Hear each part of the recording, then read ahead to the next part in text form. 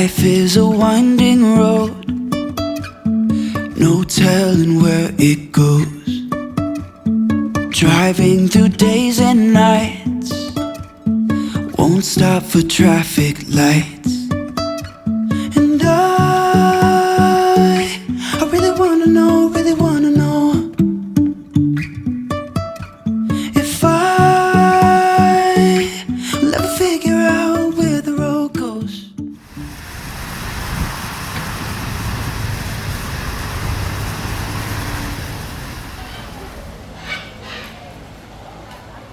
The pleasure of introducing you all to some of the most colorful, charismatic, and even some of the most intelligent animals on the planet, parrots. Now, parrots are tied at the very top of the avian intelligence scale, along with all members of the corvid family. This is going to include ravens, crows, magpies, and jays.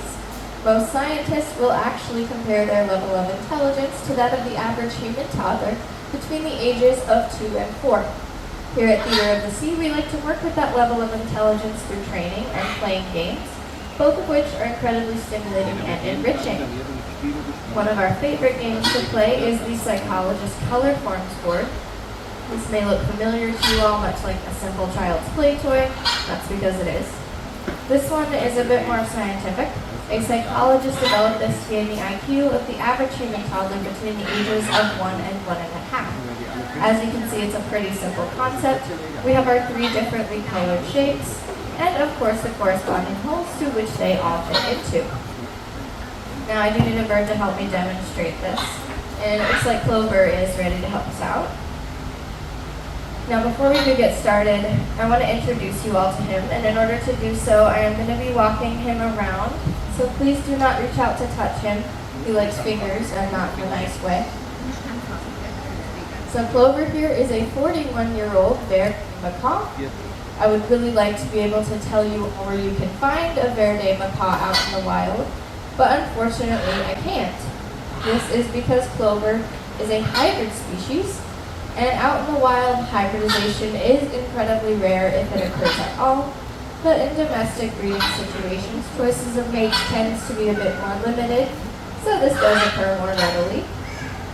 Now that word hybrid, all it means is mixed. If you are curious of what Clover is a mix of, he is a cross between a scarlet macaw and a Bouffant's macaw, also known as a grand military macaw. Now I do want to let you all in on a little secret about my friend Clover here. He does think he is the star of the entire show, so he does expect you guys to clap, stomp, cheer, even do a backflip if you can. Anything to let him know he's doing a fantastic job.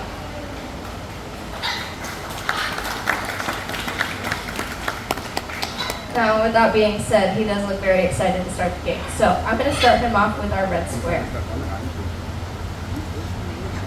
Good job.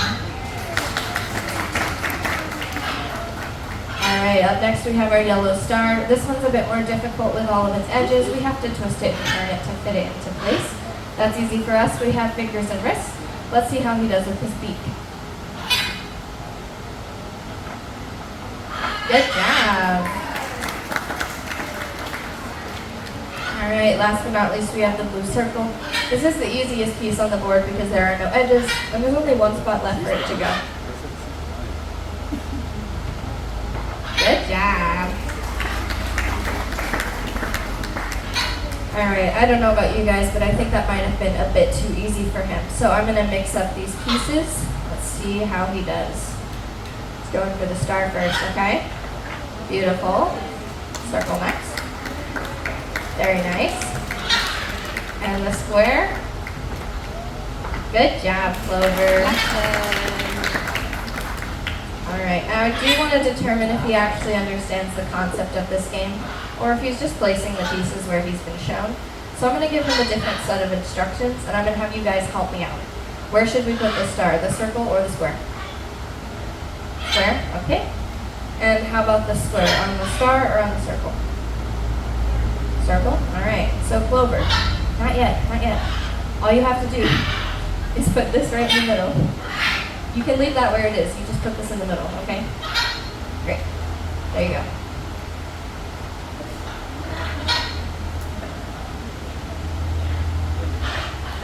He's not following my instructions. Good job. Well, he's definitely passed our intelligence test. That was wonderful, Clover. Now, as you guys look around our stage, you may notice that there is quite a bit of diversity. All of our birds are different sizes and colors, or in Birdie's case over on the end, it's really a lack of color. This brings up a pretty interesting question. What makes all of these guys parrots? Well, there are three main physical characteristics that classify them into the order known as Psittaciform. Parrot is just a common name. The first is going to be that thick, curved, hooked beak on their upper and lower mandibles. Now, this goes great with their natural diets of fruits, seeds, nuts, and other vegetation, but it's also incredibly powerful. Their bite force can range anywhere from 350 pounds of pressure per square inch, like with the Moluccan cockatoo, 500 to 700 pounds of pressure with most species of macaw, all the way up to 1,200 pounds of pressure per square inch in the beak of hyacinth. This is why you never ever want to try to reach out to, touch, pet, or feed a bird or any animal for that matter that you don't know. It might not end so well for you. Now, the next two traits that make these guys parrots are a little bit less obvious. So I'm going to see if Maya here would like to help me show you. When she flips down, I want you guys to take a look at her short little legs. Parrots are not runners or waders, but they are perchers and climbers. And those short legs give them the low center of gravity necessary for all the perching and climbing that they do. Now for our third trait, I'm going to see if my friend Admiral here would like to join. Come, bud. Now I'm going to walk him around, and as I do so, I want you guys to take a look at his feet. You'll notice there are two digits that point forward and two that point backwards. Good job. This is known as zygodactyl feet, and it's actually incredibly rare in the bird world. Most perching feet are going to have 3 forward-facing digits and only 1 backwards. In fact, out of about 10,000 species of bird, only a small handful are going to have these specialized feet. That includes toucans, roadrunners, woodpeckers, some species of owl, and of course parrots. Now these feet are also incredibly dexterous, much like our hands. They eat similarly to how you or I would eat an apple. Good job. So if you see a bird that is using its foot to bring food up to its mouth, this is another way to know that you are looking at a parrot, because they're actually the only birds that eat this way. Good job, sir. Why don't we give them a nice round of applause for showing us their traits? Now, these zygodactyl feet and short legs do help them to be incredibly acrobatic. Clover has actually figured out how to use them in a way that is even challenging for most parrots. Come on, bud, you want to show him? He is going to be demonstrating his acrobatic skills on his favorite blue barrel right here. There you go, sir. Now right away you will notice those zygodactyl feet give him a wide, firm grip on the barrel, and the short legs give him the low center of gravity necessary for him to be able to do this. I don't know about you guys, but an ostrich, a flamingo, myself, this would not work out very well. You may also notice to move the barrel forward, he is taking steps backwards. This is a trained behavior. Come on, buddy, all the way. Out in the wild, you may see an animal take a step or two backwards to avoid danger, but it is unlikely you will see one continue to pedal backwards like this. Very nice.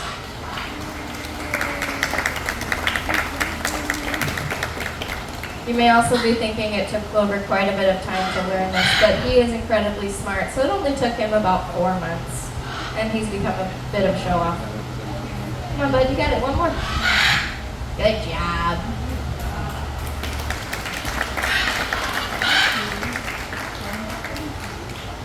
Now, I do want to take a brief pause to talk about something that is really important to us. What is something that we must all do when we are out in the heat besides apply sunscreen? Water, yes. We have to stay hydrated. So, we tend to carry around water bottles. And it's an unfortunate fact that these items often end up in our environment. That is not good for us, and it's not good for these beautiful animals that we share a home with. So Oscar here has figured out how to do something we can all be a bit better at: recycling. He figures if a bird brain like him can do it, then anybody can. Come on, bud. Here you go. Alright, now Oscar, being a great steward of our environment, is more than happy to show you all just how it's done.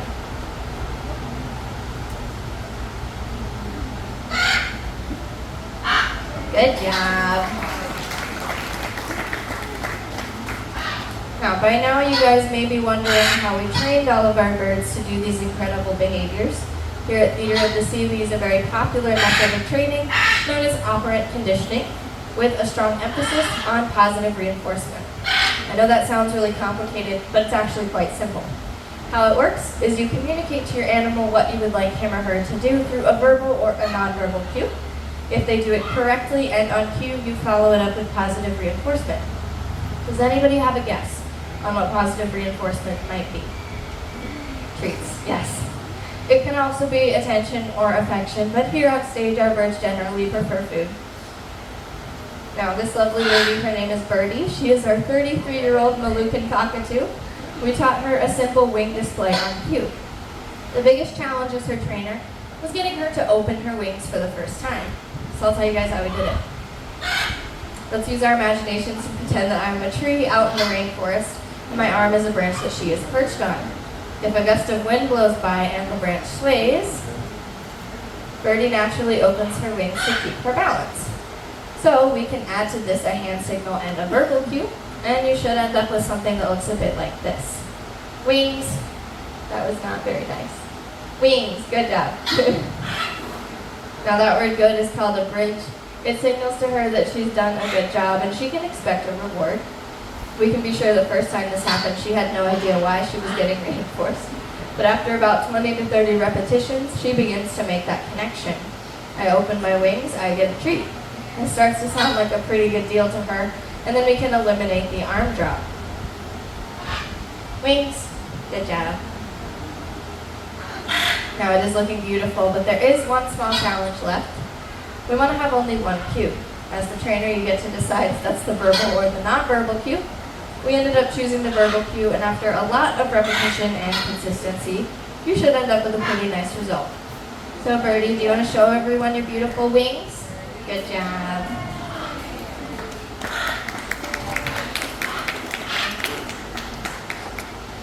Now, one of the great things about operant conditioning is you do not have to have a parrot at home to be able to use it. It can work on almost any species of animal. As long as you hold something of value to them, you should be able to shape or mold some sort of behavior. Another great thing is these guys are participating because they want to, and not at all because they have to. If at any point one of them decided, no, I don't really want to do that today, that is totally fine.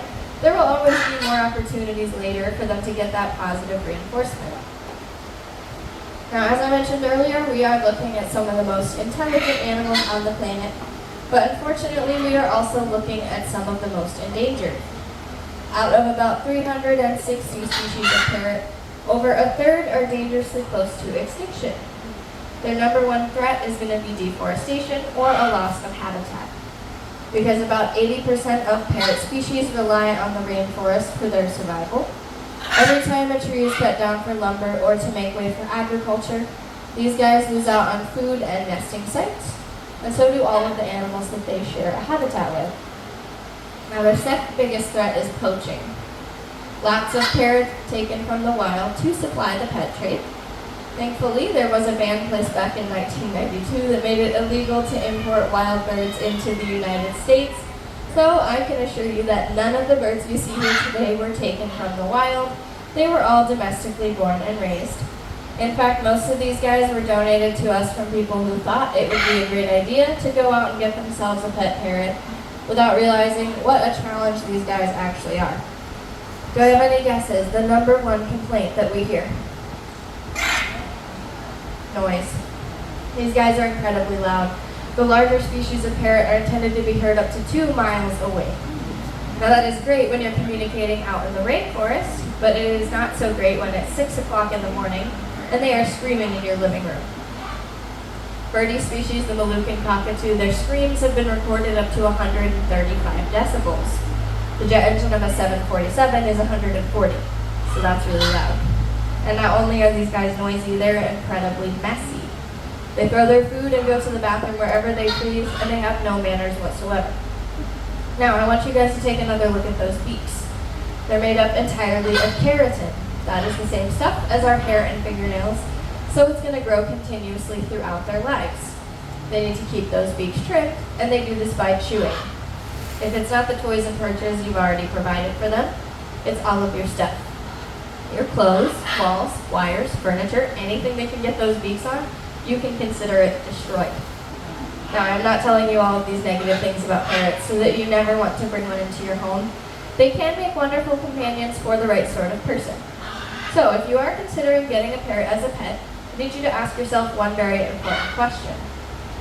How do you feel about having a very loud, destructive, territorial, manipulative, messy little toddler running around your home for the next 50 to 90 years? And they are not going off to college. They are not getting married and moving in with someone else. They are in your homes for the rest of your lives. Any takers? No? Okay. For real though, guys, if you are considering this, please feel free to come up to me after the show. I will do my very best to answer any questions that you might have. Now, I do have one last game for everybody. This is Woody. He is our 38-year-old military macaque. Ahmed. He's become a bit of a mathematician. He's learned some basic addition and subtraction. And he rings out his answers on his favorite blue belt, just like this. Now, I do want to get him started with a couple warm-up rounds. So can I get a number between 1 and 5? Please shout it out. 4. Alrighty. 4.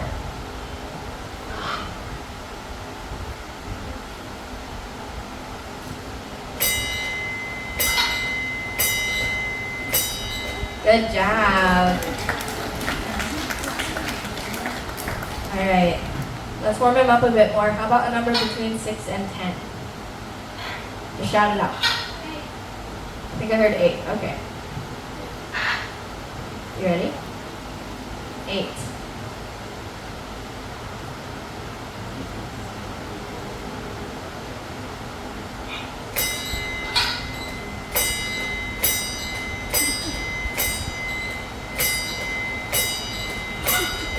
Good job. Forget your start. There you go. All right, so now I'm going to ask him to add those two numbers together. We'll see how he does. You ready, bud? 8 plus 4. You can do it.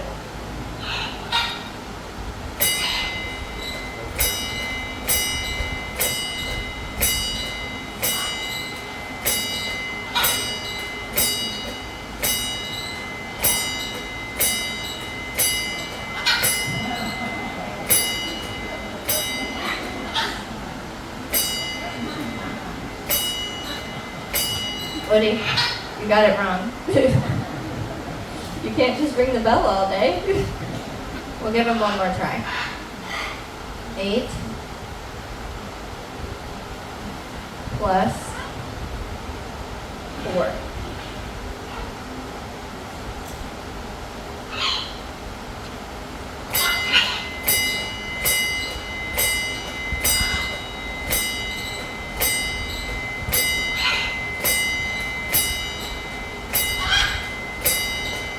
Good job.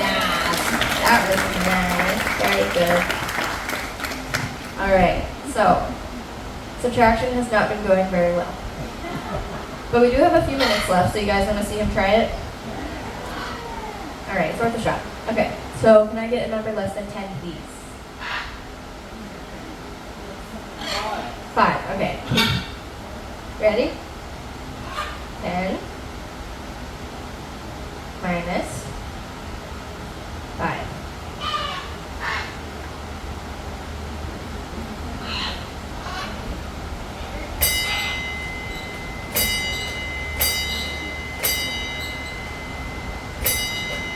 Good job. Very nice, sir. That was great. Well, unfortunately, I do not think he's quite ready for math tutoring yet. But if you give him a couple months, he may be able to give you guys a lesson or two. Unfortunately, this does bring us to the end of our show. I do have a couple of quick announcements. Please be sure you check around for your belongings. If you would like to take photos of the birds, feel free to do so. Just stay on that side of the roped area for your safety as well as theirs. If you have any questions, my name is Jordan. Feel free to come up and ask. Your next stop for the day is going to be the dolphin show. It's in that direction next to the building shaped like a brown pirate ship. Thank you guys so much for coming. Enjoy the rest of your day at Theater of the Sea.